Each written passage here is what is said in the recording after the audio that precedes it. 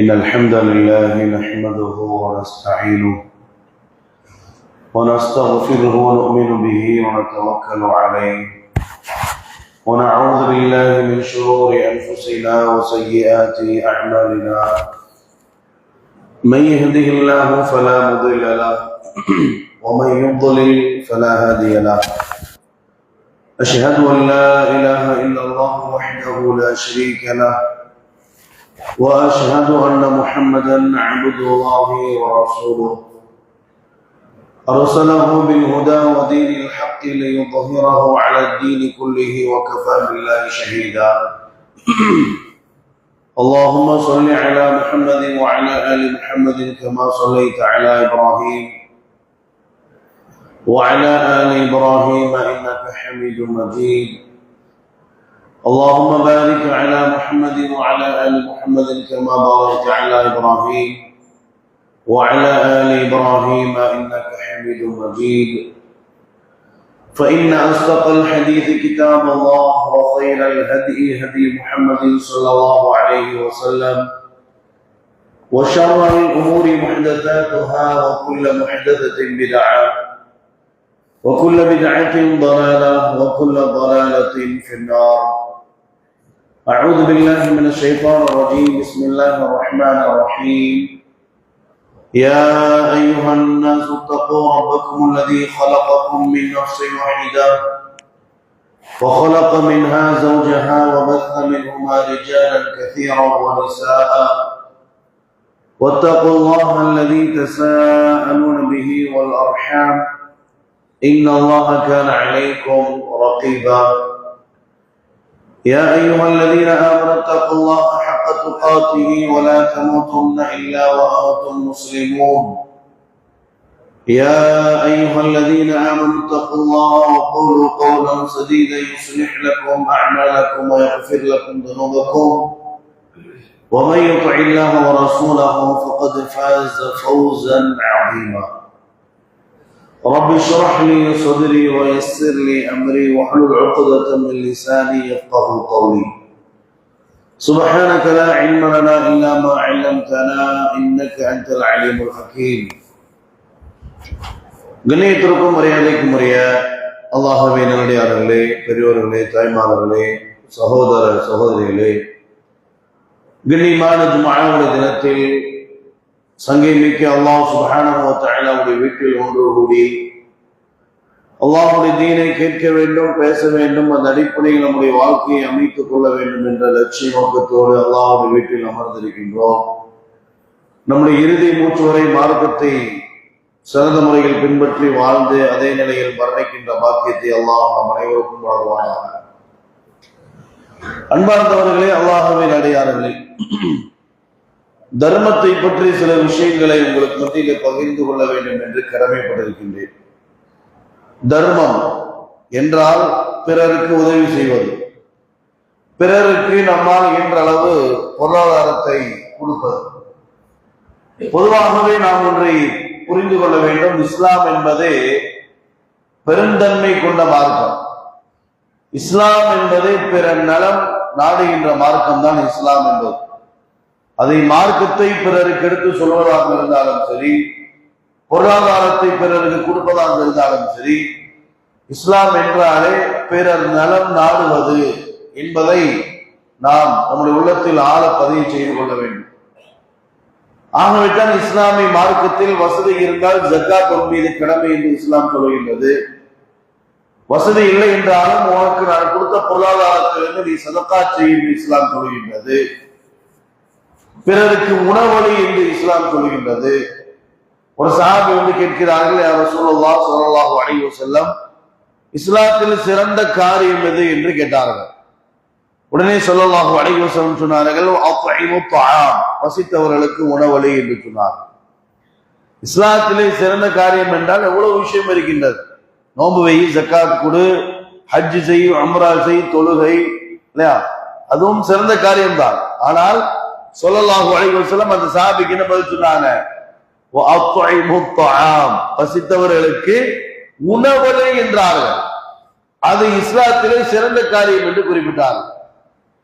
யாருக்கு வசதி இருந்து ஒரு மிஸ்கீனுக்கு உணவளிக்கின்ற அளவுக்கு வசதி இருந்து தான் மட்டும் சாப்பிட்டு பிற மிஸ்கீன்களை கண்டுகொள்ளவில்லையோ, பிறருக்கு உணவளிப்பதை கண்டுகொள்ளவில்லையோ, வலம் நக்குனு துஇமுல் மிஸ்கீன், சக்கர் என்ற நரகத்திற்குள் அவர்கள் நுழைவார்கள் என்று அல்லாஹ் தஆலா சொல்லி காட்டுகின்றார்.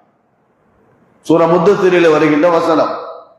வலம் நக்குனு துஇமுல் மிஸ்கீன், நரகத்திற்குள் நுழைந்தவர்கள் மறுமையிலே வந்து பேசுவார்கள், ஏன் நரகத்திற்குள் நுழைந்தீர்கள்? சொர்க்கவாசிகளின் கேள்வி.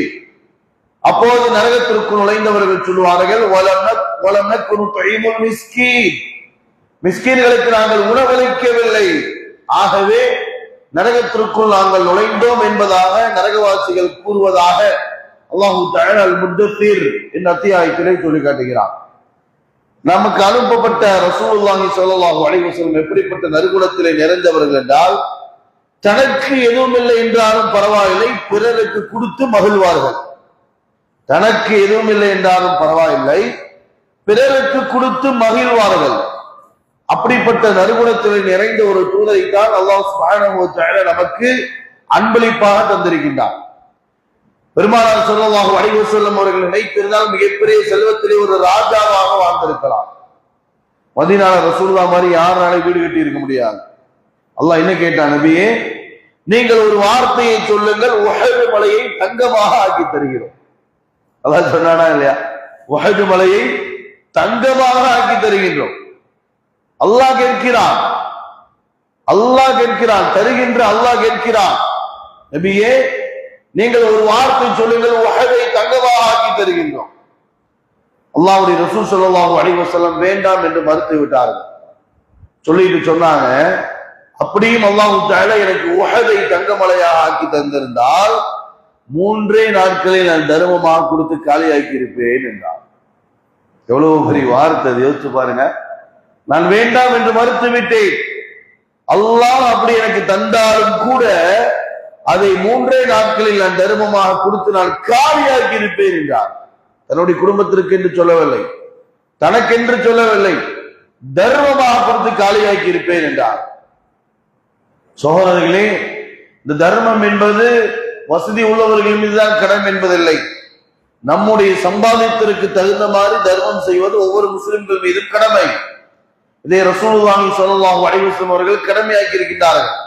சொன்னார்கள், எல்லா முஸ்லிம்கள் மீதும் தர்மம் என்பது கட்டாய கடமை என்றார்கள். அப்போ ஒரு சஹாபி கேள்வி கேட்கிறாங்க, யா ரசூலுல்லாஹ், காசு பணமே இல்லாட்டி என்ன செய்யறது? காசு பணமே இல்லாட்டி என்ன செய்வது? அல்லாஹ் உனக்கு கொடுத்த கரத்தை கொண்டு நீ உழைத்து கஷ்டப்படு என்றார்கள்.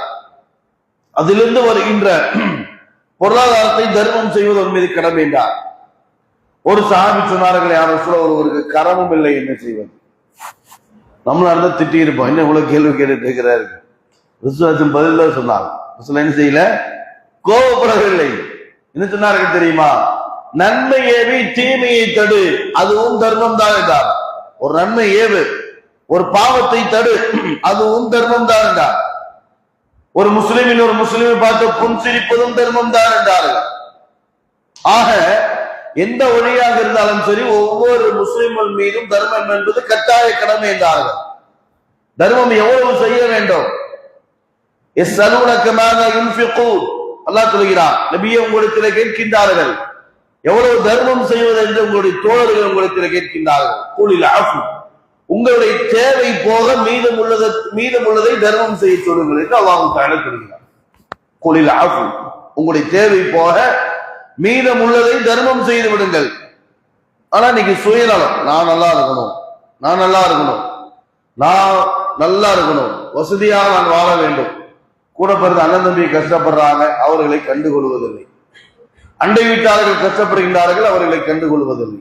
அதனாலதான் ரசூலுல்லாஹி ஸல்லல்லாஹு அலைஹி வஸல்லம் சொன்னார்கள், அண்டை நீ வயிறு நிரம்பிய சாப்பிட்ட நிலையில் அண்டை வீட்டாளன் பசியுடன் இருந்த நிலையில் உனக்கு மௌத் வரும் என்றால் அது ஈமானிய மௌத்தே கிடையாது என்றார். எவ்வளவு பெரிய விஷயம் பாத்தீங்களா? நீ வயிறு நிரம்பி சாப்பிட்டு உட்கார்ந்து இருக்கிற, அண்டை வீட்டாளன் பசியோட உணவு இல்லாம உட்கார்ந்து இருக்கிறான், உனக்கு அந்த நிலையில் மௌத் வந்தது என்றால் அது ஈமானிய மௌத்து கிடையாது என்றார். சொன்னது யார்? ரசூல் ஸல்லல்லாஹு அலைஹி வஸல்லம் சொல்கிறார். ஆயிஷாவே, நீ உணவு சமைக்கும் பொழுது அதிகமாக சமைத்து விடு என்றார். நம்ம 2 பேர் தான் இருக்கிறோம். நம்ம 2 பேர் இருக்கிறோம், அண்டை வீட்டார்களும் இருக்கின்றார்கள் என்று குறிப்பிட்டார். நம்ம 2 பேர் தான் இருக்கிறோம், அண்டை வீட்டார்களும் இருக்கின்றார்கள். ஆயிஷா ரலியல்லாஹு அன்ஹா சாப்பிட்றதுக்கு ஒரு 2-3 பேரிச்சம்பழம் வச்சிருக்கிறாங்க. சாப்பிட்றதுக்கு 2-3 பேரிச்சம்பழம். அன்னைக்கெல்லாம் உணவு அதுதான் இல்லையா? பேரிச்சம்பழம், ரொட்டி, இறைச்சியெல்லாம் ரொம்ப வசதியானவங்க சாப்பிட்றது. நம்ம தாயார் பேரிச்சம்பழம் சாப்பிட்றதுக்காக வச்சிருந்தாங்க. இன்னைக்கு நம்மளாம் சுண்ணத்துங்கிறதுனால பேரிச்சம்பழம் வச்சு நோம்பு திறக்கிறோம். இல்லாட்டி எடுத்தோடு பச்சு கஞ்சி குடிச்சிருவோம். அதுதானே, அதையேதான் இப்ப கஞ்சியவே பார்த்துட்டு இருப்போம். சகோதரர்களே, ஆயிஷா ரலியல்லாஹு அன்ஹா 2-3 பேரிச்சம்பழம் வச்சிருக்கிறாங்க. ஒரு மிஸ்கின் அம்மா பசிக்குது ஒரு சவுண்டு என்ன செஞ்சாங்க தெரியுமா? அந்த பேரிச்சம்பழத்தை அப்படியே கொடுத்துட்டாங்க. தனக்கென்று எடுத்து வைக்கவில்லை, அப்படியே கொடுத்து விட்டார்கள். சஹாபாக்கள் இப்படிதான் சகோதரர்கள். சஹாபாக்களுடைய வாழ்க்கை வரலாறு எல்லாம் பார்க்கும்போது ஒரு சகோதரர் கேள்வி கேட்கிறார், சஹாபாக்களை கணக்கு போட்டு ஜக்காத்து கொடுத்தாங்கன்னு ஏதாவது ஆதாரம் இருக்காங்க? அதுக்கு ஒரு அறிஞர் சொன்னார், சஹாபாக்கள் கணக்கு போட்டு ஜக்காத்து கொடுத்தது ஆதாரம் இல்லை. என்ன சொல்றீங்க? அவங்க கணக்கே போடலப்பா, அப்படியே கொடுத்துட்டாங்க. கணக்கே போடல, அப்படியே கொடுத்துட்டாங்க.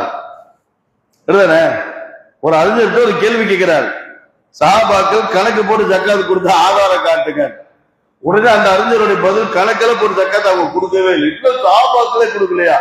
இப்ப இருக்கிறதெல்லாம் தூக்கி கொடுத்துட்டு எங்க போய் கணக்கு போடுறது? சொல்ல, அன்சாரிகள் அப்படித்தான் இருந்தார்கள்.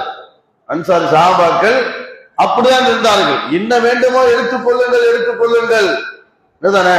2 கடை இருந்தா 1 கடை, 2 குதிரை இருந்தா 1 குதிரை, 2 வீடு இருந்தா 1 வீடு, வாடகை கிடையாது. எல்லாம் அன்பளிப்பு, அன்பளிப்பு. இன்னைக்கு நம்ம தான் இருக்கிறான். சொந்த வீடு மேல ஒண்ணு கட்டி வச்சுட்டு இவ்வளவு கொடு, இவ்வளவு லட்சம் கொடு, இவ்வளவு வாடகை கொடு. அதுதானே, அந்த லட்சத்தை வாங்கி உங்க பிசினஸ் போட்டு அதுலயும் சம்பாதிச்சு சாப்பிட்டுக்குவாங்களாமா, இவனுக்கு மாசம் வாடகை வாங்கி சாப்பிட்டுக்குவாங்களாம். இது எப்படி ஹலாலுன்னு எனக்கு தெரியல. அது யாரு காசு? அது 1 லட்ச ரூபா 3 லட்ச ரூபா அட்வான்ஸ் வாங்குறீங்களே, அந்த காசு நீங்க பிசினஸ்ல போட்டு சம்பாதிச்சிங்கன்னு சொல்லி பத்திரம் எழுதியா வாங்குறீங்க. அதுதானே, அதுலயும் வாங்கி சாப்பிட்டுக்கிறது, இங்கேயும் வாங்கி சாப்பிட்டுக்கிறது. இது என்ன ஹலால்? இது இன்னும் ஹலால் ஒன்றும் புரியல. ஒரு 2 ரூம் வீடை கட்டி வச்சுட்டு 10 லட்சம் அட்வான்ஸ் கொடு, 15 லட்சம் அட்வான்ஸ் கொடு.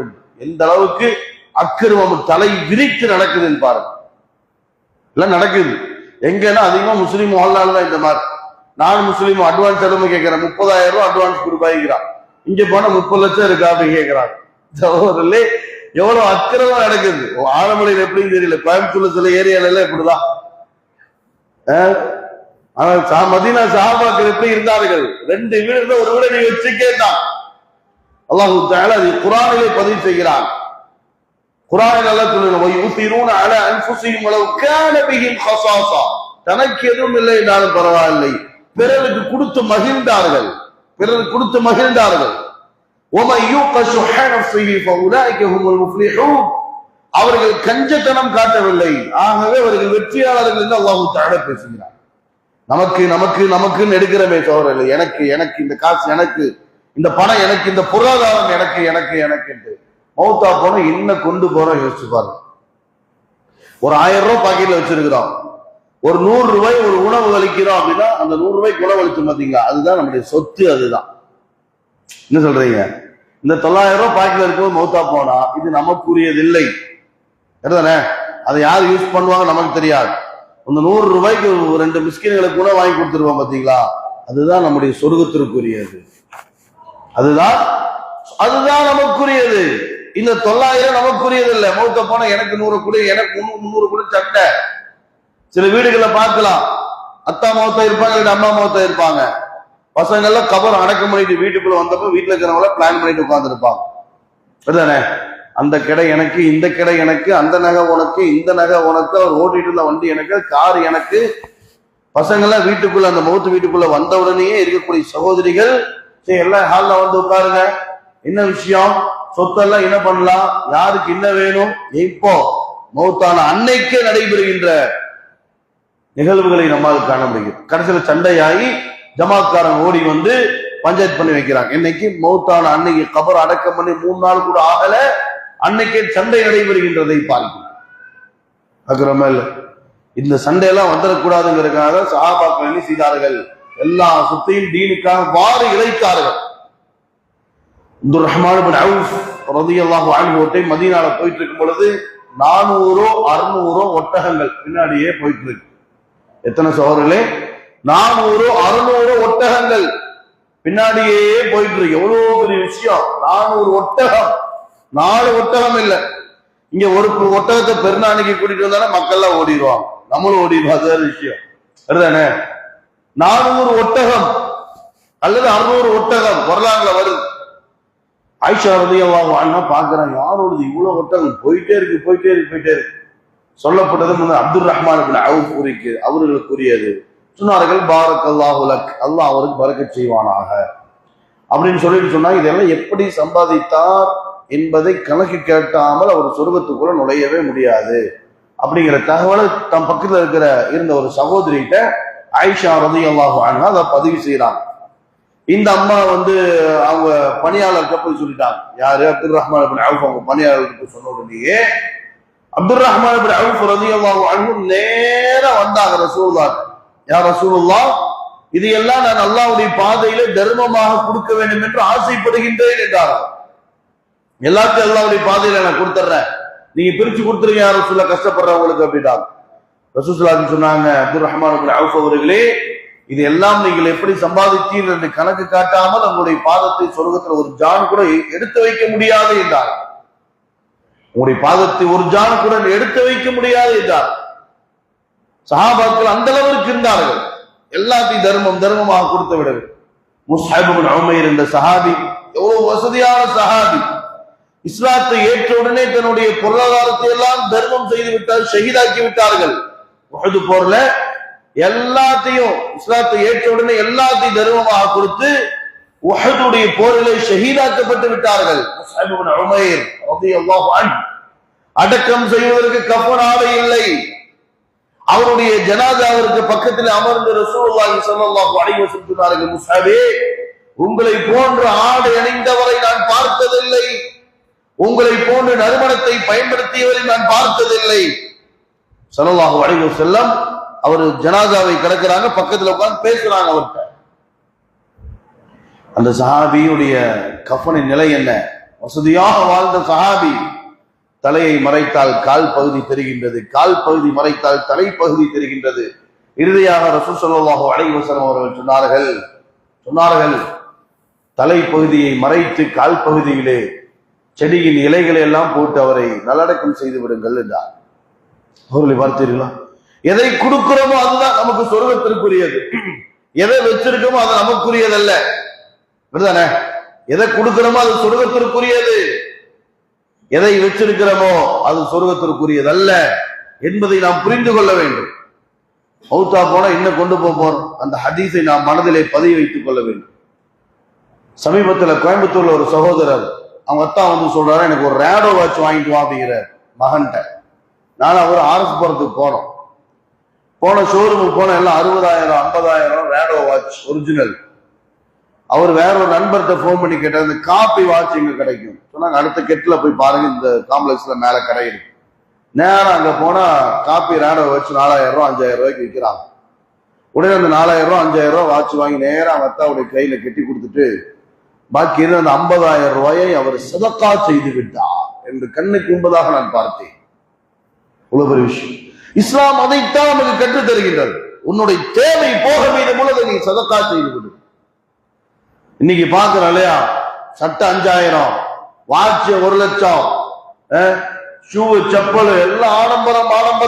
மௌத்தா போல இதெல்லாம் போட்டுட்டா போய் படுக்க போறோம். பக்கத்து வீட்டுக்கார கிழிஞ்ச சட்டை போட்டிருக்கிறான். இன்னைக்கும் மதரசாக்கு ஓத வர்ற மாணவர்களை கவனிச்சு பாருங்க. சில மாணவர்கள் யூனிஃபார்ம் இல்லாம வருவாங்க. யூனிஃபார்ம் 1000 ரூபாய் கேட்ட சொல்லுவாங்க, எங்க அத்தா இல்லை, எனக்கு எங்க அம்மா இல்லை, காசு பணம் இல்லை, அதனால எங்க அம்மா ஹஜ்ஜு பெருநாக்கு அன்னைக்கு அல்லது நோம்பு பெருநாள் அன்னைக்கு தைச்சுக்கலாம்னு சொல்லி இருக்கிறாங்க. பார்த்தீங்களா? எவ்வளவு கஷ்டத்திலே வாழுகின்ற மக்கள், எத்தனை மக்கள் இருக்காங்க தெரியுங்களா? எத்தனை வீடுகள்ல அரிசி பேக்கெட்டு கூட இல்லை, ஒரு நேரத்திற்கு உணவளிக்க உணவில்லை. எத்தனை குடும்பம் ஒரு நேரம் அரிசி வாங்குறதுக்கு எவ்வளவு? ஒரு 50 ரூபா ஆகுமா? ஒரு 100 ரூபா ஆகுமா? வாட்ச் வாங்கி கெட்டுறாங்க 50,000 1,00,000. அப்படியே காசு பாக்கெட்ல வச்சுட்டு அப்படியே மொஹல்லாக்குள்ள அப்படியே நடந்து போவாங்க. இல்லாட்டி மஸ்ஜிதோட நிர்வாகிகிட்ட வாங்க, இந்த முஹல்லால எத்தனை மக்கள் கஷ்டப்படுற மக்கள் இருக்கிறாங்க, இமாம்கிட்ட வந்து கேளுங்க. மதரசாக்கு வர்ற மக்கள் எத்தனை பேர் கஷ்டத்துல இருக்கிறாங்க, அவங்களுக்கு வாரி கொடுங்க சகோதரர்களே, வாரி கொடுங்க. நீங்க கொடுக்கறதா சொர்க்கத்திற்கு, வச்சிருக்கிறது சொர்க்கத்திற்குரியதல்ல. முஸ்லிம்கள் மட்டும் நீங்க கரெக்டா ஜக்காத்தி சதகாவை கொடுத்துட்டாங்கன்னா முஸ்லிம்களை ஒரு ஏழைகளை கூட பார்க்க முடியாது.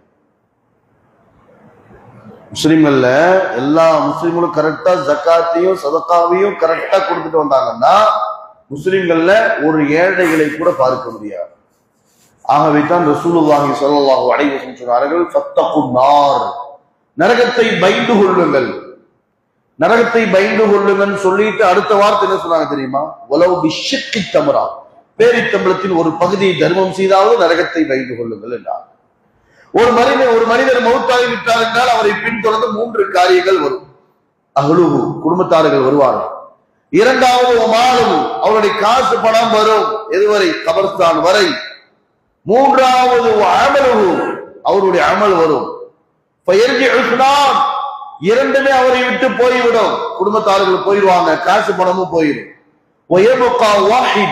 ஒன்றே ஒன்றுதான் நிரந்தரமாக இருக்கும் என்றார்கள். என்ன?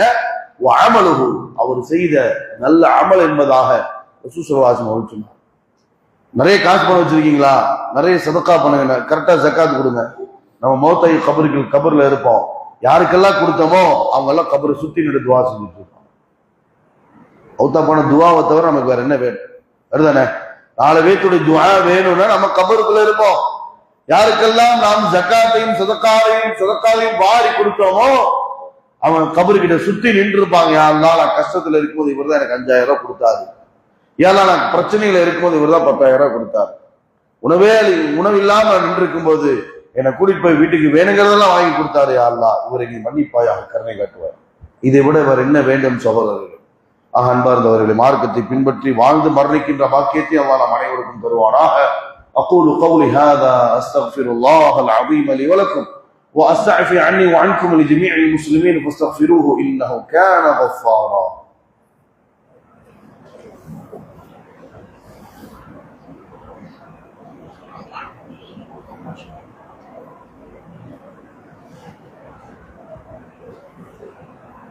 الحمد لله حمدا كثيرا طيبا مباركا فيه، والصلاة والسلام على أشرف الأنبياء والمرسلين وعلى آله وصحبه والناس أجمعين إلى يوم الدين وبعد. கண்ணியமிக்க அல்லாஹ்வின் அடியார்களே, நாம் சம்பாதிக்கின்ற அந்த காசு பணம் அல்லாஹ் கொடுத்தது என்பதை நாம் முழுமையாக புரிந்து கொள்ள வேண்டும். என்னால் சம்பாதிச்ச, நான் உருவாக்குனது என்று காரூனை மாதிரி நாம் பேசக்கூடாது. அல்லாஹ் மன்னிக்க வேண்டும். காரூனை அல்லாஹ் தஆலா அழித்தான், பயங்கர செல்வத்தை கொடுத்தான். காரூனுடைய கஸானாவுடைய சாவியை சுமப்பதற்கென்று பலசாலிகள் இருந்தார்கள். மக்கள் சொன்னார்கள், அல்லாஹ்வுக்கு நன்றி செலுத்தக்கூடாதா அப்படின்னு சொன்னப்ப இதெல்லாம் நான் சம்பாதிச்சது என்று ஆணவத்திலே பேசினார். ஆனால் நபிமார்கள் சஹாபாக்கள் அல்லாஹ் கொடுத்ததை எல்லாம் அல்லாஹ்வுடைய தீனுக்காக வாரி கொடுத்தார்கள். ஆகவே அல்லாஹ்வுடைய அன்பையும் பொருத்தத்தையும் பெற்றார்கள் அருமை நபிமார்களும் சஹாபாக்கள். குர்ஆனிலே ஒரு வசனம், 4வது ஜுஸுடைய ஃபர்ஸ்ட் வசனம், லன் தனாலுல் பிர் ஹத்தா துன்ஃபிகு மிம்மா துஹிப்பூன், நீங்கள் விரும்பியதிலிருந்து தான தர்மம் செய்யாத வரை உயர்ந்த நன்மையை நீங்கள் அடையவே முடியாது என்று அல்லாஹ்வுடைய வசனம் இறங்கியது ஒரு முறை. இதை கேட்ட பெருமானார் ஸல்லல்லாஹு அலைஹி வஸல்லம் அவருடைய மனைவியர்களில் ஒருவர், நமது தாயார் ஸைனப் இப்னு ஜஹ்ஷ் ரலியல்லாஹு அன்ஹா என்ன செய்தார்கள் தெரியுமா? வர்றாங்க ரசூலுல்லாஹ், அல்லாஹ்வின் ரசூல் அவர்களே, இப்படி ஒரு ஆயத்து இறங்கியதாக நான் கேள்விப்பட்டேனே, நீங்கள் அனுமதி தந்தால் எனக்கு அல்லாஹ் கொடுத்த செல்வத்தை எல்லாம் நான் அல்லாஹ்வுடைய பாதைகளை கொடுத்து விட வேண்டும் என்று ஆசைப்படுகின்றேன், அனுமதி தாருங்கள் அப்படின்னு கேட்கிறான் மனைவி. உடனே ரசூல் ஸல்லல்லாஹு அலைஹி வஸல்லம் அவர்கள், ஸைனபே நீங்கள் விரும்பியதை செய்யுங்கள் அப்படின்னு சொல்றாங்க. நம்மளால என்ன சொல்லிடுவோம், பேசாம மக்களுக்கு அதெல்லாம் வெறுத்துட்டு இருப்போம், அதானே? ஆனால் சொன்னார்கள் ஸல்லல்லாஹு அலைஹி வஸல்லம், ஸைனபே நீங்கள் விரும்பியதை செய்யுங்கள். சில பரக்கத்துன்னு என்ன தெரியுங்களா? மன அமைதி தாங்க பரக்கத், அதானே? பரக்கத்தை நம்ம நினைக்கிறோம் பெரிய பங்களா நினைக்கிறோம் இல்லையா, பெரிய காரு, பெரிய ஐபோனு. பரக்கத் என்பது மன நிம்மதி, ஈமானோட வாழ்ந்து மௌத்தாகிறதாங்க பரக்கத்து. அதான் சோழர்களே, காஃபிர்கள்ட்ட தாங்க காசு இருக்குது, இருக்கா இல்லையா? நம்மளோட அவங்க வச்சிருக்கிறாங்க, அதுதானே பாய்? ஈமானோட வாழ்ந்து மௌத்தாகிறதா பரக்கத். அது நிறைய பேருக்கு புரியாது. அந்த ஈமான டேஸ்ட புரிஞ்சாதான் புரியும். அதான கஞ்சியோட டேஸ்ட் நம்ம புரியணும், தொழுகையின் டேஸ்ட் நம்ம புரியணும், குர்ஆன் கேட்கறது டேஸ்ட புரியணும், தீனை பின்பற்றுமோ அந்த டேஸ்ட், அதுதாங்க பரக்கத்து. அதுதானே பறக்கணும். பெரிய பங்களா வர்ற வழியில இருக்கு பாருங்க, ரைட் சைடு பெரிய பெரிய பங்களா ஆனமலைக்கு வர்ற வழியில, அவங்க ஒரு பறக்கத்துல இருக்கிற சௌர இல்லை. அதே ஒரு முஸ்லீம் குடிச வீட்டுல இருக்காரு பாத்தீங்களா, அந்த ஈமான் அவருக்கு கிடைச்ச ஈமான் தாங்க பறக்கத்து. அதை நம்ம புரியறதே இல்லை. என்ன செய்தார்கள் தெரியுமா? எல்லா பொருளாதாரத்தையும் தர்மம் செய்து விட்டார். எல்லாத்தையும் தூக்கிட்டு போய் எல்லாத்துக்கும் பங்கு வச்சு கொடுத்துட்டாங்க. மீண்டும் வராங்க ரசூலுல்லாஹ், யா ரசூலல்லாஹ் எல்லாத்தையும் அல்லாஹ்வுடைய பாதையிலே தர்மம் செய்து விட்டேன், மீண்டும் எனக்கு ஒரு அனுமதி கொடுங்கள். என்ன அனுமதி? நான் மதீனாவில் இருக்கக்கூடிய செல்வந்தருடைய வீட்டுக்கெல்லாம் கூலி வேலை செய்ய சென்று அதிலிருந்து வர்ற பொருளாதாரத்தையும் அல்லாஹ்வுடைய தீனுக்காக நான் கொடுக்க வேண்டும் என்று ஆசைப்படுகின்றேன், அனுமதி கொடுங்க யா ரசூலுல்லாஹ் அப்படிங்கிறான். எவ்வளவு பெரிய விஷயம்! மதீனாவில் இருக்கக்கூடிய செல்வந்தருடைய வீட்டுக்கு சென்று கூலி வேலை செய்து அதிலிருந்து வருகின்ற பொருளாதாரத்தையும் அல்லாஹ்வுடைய பாதையிலே தர்மம் செய்ய வேண்டும் என்று ஆசைப்படுகின்றேன், அனுமதித்தார்கள் யா ரசூலுல்லாஹ் என்று சொல்கிறார். எவ்வளவு பெரிய வார்த்தை பாருங்க. சஹாபாக்கள் இப்படிதான் இருந்தார். அலி ரலியல்லாஹு அன்ஹு கூலி வேலை செய்யக்கூடிய சஹாபி, கூலி வேலை செய்யறாங்க. ஒரு டைம் சில 7-8 திர்ஹம் சம்பாதிச்சுட்டு வராங்க. வர்ற வழியில ஒரு மிஸ்கின் கிராஸ் ஆகிறார். அலி அவர்களே பயங்கரமா பசிக்குது, ஏதாவது உதவி செய்யுங்க அப்படின்னு சொன்ன உடனேயே பாக்கெட்ல இருந்து எடுத்து அந்த திர்ஹம் எல்லாம் சதக்கா பண்ணிடுறாங்க. அந்த காசை எடுத்து சதக்கா கொடுத்து விடுகின்றார்கள், தர்மம் செய்து விடுகின்றார்கள். எதையும் யோசிக்கல, எடுத்து அப்படியே கொடுத்துட்டாங்க. வீட்டுக்கு வராங்க. பாத்திமாவே சாப்பிட்றதுக்கு என்ன இருக்கு அப்படின்னு சொன்னா தண்ணி தவிர ஒன்றும் இல்லைங்கிறான். சரி வந்துடுறேன் வெளியே போறாங்க. பாத்தீங்களா சகோதரர்களே, தனக்கு எதுவும் இல்லை என்றாலும் பரவாயில்லை, பிறருக்கு கொடுத்து மகிழ்ந்தார்கள் சஹாபா. காசு என்ன எடுத்துட்டு போறோம், வருதானே காசு போனா என்ன எடுத்துட்டு போறோம் சொல்லுங்க, ஒண்ணுமே கிடையாது. சொல்ல இதே மாதிரி எத்தனையோ வரலாறுகளை, அபூபக்கர் ரலியல்லாஹு அன்ஹு சம்பாதிக்கிறதெல்லாம் அன்னைக்கு அல்லாஹ்வுடைய பாதையில தர்மம் செஞ்சுட்டா வீட்டுக்கே வருவாங்க. அபூபக்கர் ரலியல்லாஹு அன்ஹு பெரிய பணக்காரர், உஸ்மான் அல் கனி ரலியல்லாஹு அன்ஹு பெரிய பணக்காரர், அல்லாஹ்வுடைய பாதையிலே தர்மம் கொடுத்து கொண்டே இருப்பார்கள். உஸ்மான் ரலியல்லாஹு அன்ஹுவை பத்தி வரலாறுல வரும், அவங்க பேரு கனி, பணக்காரன்னு பேரு. உஸ்மான் அல் கனி, பணக்கார உஸ்மான் தான் சொல்லுவாங்க ரலியல்லாஹு அன்ஹு. வரலாறுல ஒரு வார்த்தை வரும் பாருங்க, உஸ்மான் அவர்கள் ஆடம்பரமான எந்த பொருளையும் பயன்படுத்த மாட்டார்கள்.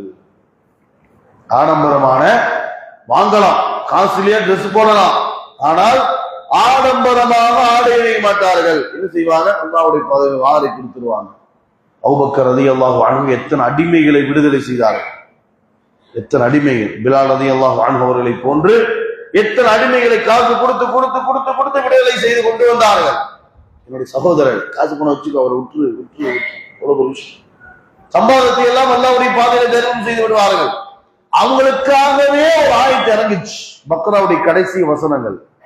அல்லதீன யுன்ஃபிகூன அம்வாலஹும் பில்லைலி வன்னஹார் சிர்ரன் வஅலானியா ஃபலஹும் அஜ்ருஹும் இன்த ரப்பிஹிம் வலா கௌஃபுன் அலைஹிம் வலா ஹும் யஹ்ஸனூன். அல்லாஹ்வுடைய சில நல்லடியார்கள் இருக்கின்றார்கள், இரவு பகல் என்று பார்க்காமல், மறைவு வெளிப்படை என்று பார்க்காமல் அல்லாஹ்வுடைய பாதையிலே தர்மம் செய்து கொண்டே இருப்பார்கள். வலா கௌஃபுன் அலைஹிம் வலா ஹும் யஹ்ஸனூன், அவர்களுக்கு எந்த கவலையும் இல்லை, அவர்கள் எதற்கும் பயப்பட வேண்டியதில்லை. ஏன்? அவர்கள் சொர்க்கவாசிகள் என்று அல்லாஹ் தஆலா குர்ஆனில் சொல்லி காட்டுகின்றார்.